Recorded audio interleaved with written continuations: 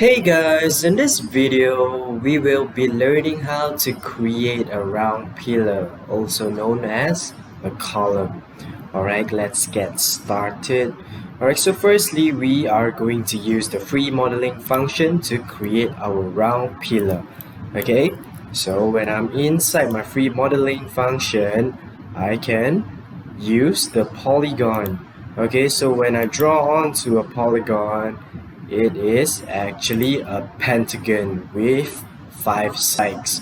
So in order to make it into a round circle, okay, you will need to change the edges.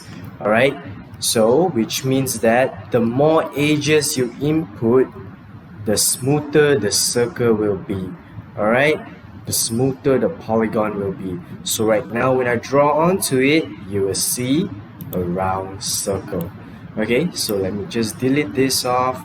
Okay, so right now I already have my circle. Okay, so how do I make it transform it into a pillar? So I can always use this function, the stretch. Alright, so just stretch the circle as much as you want.